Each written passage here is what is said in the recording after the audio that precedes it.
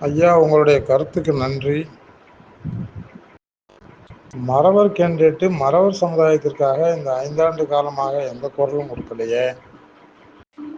ஆனா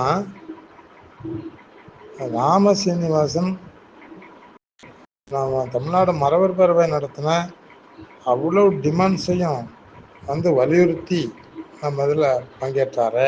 அப்போ இந்த மறவர் கேண்டிடேட் வந்து அவருடைய தலைவர்கிட்டையோ வைகோட்டையோ அல்லது அரசாங்க தலைமைகிட்டையோ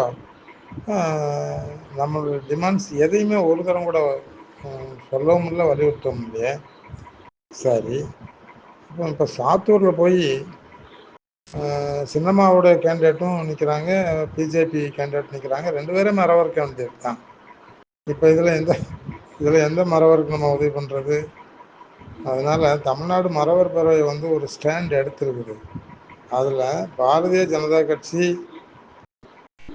தமிழ்நாட்டில் டிஎன்டி பீப்புள் குறித்த கணக்கெடுப்பை நடத்தணும், அதை நடத்தி சப்மிட் பண்ணால் தான் நாங்கள் அவங்களுக்கு எல்லா சலுகையும் பண்ண முடியும், அதை செய்யுங்க அப்படின்னு சொல்லி இப்போ 2022லையும் 2023லையும் அனுப்பின தாக்கீதுகளை இந்த அரசாங்கம் கண்டுக்கிறவே இல்லை.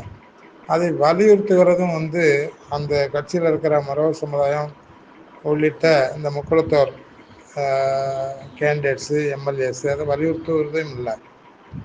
அப்போ அதை நாம் வலியுறுத்துகிற போது டிஎன்டி மக்கள் தொகை கணக்கெடுப்பு நடத்தினா தமிழ்நாட்டில் டிஎன்டிலேயே மிகப்பெரிய சமுதாயம் மறவர் சமுதாயம் தான்.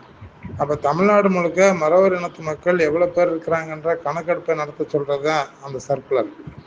அதை இந்த தமிழ்நாடு அரசாங்கமும் செய்யலை, அதில் இருக்கிற நம்ம எம்எல்ஏஸும் அதை வலியுறுத்தலை.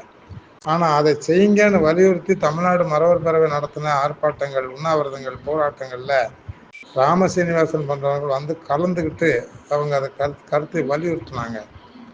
அப்புறம் அது பிஜேபி கேண்டிடேட்ஸு வந்து மத்தியில் அரசாங்கத்தில் இருக்கிறதுனால அவங்க கொடுத்துருக்கிற அந்த சர்க்குலரை அவங்களே வலியுறுத்தினால் அது இந்த கம்யூனிட்டிக்கு நல்லது அப்படிங்கிற பார்வையில் நாம் பாரதிய ஜனதா கட்சி இருக்கிற அந்த அணிக்கு ஆதரவு கொடுக்குறேன்னு சொல்லி ஒரு தீர்க்கமான முடிவெடுத்து அந்த அடிப்படையில் அவங்களுக்கு குறைந்தபட்ச சப்போர்ட்டை பண்ணிகிட்ருக்குறோம்.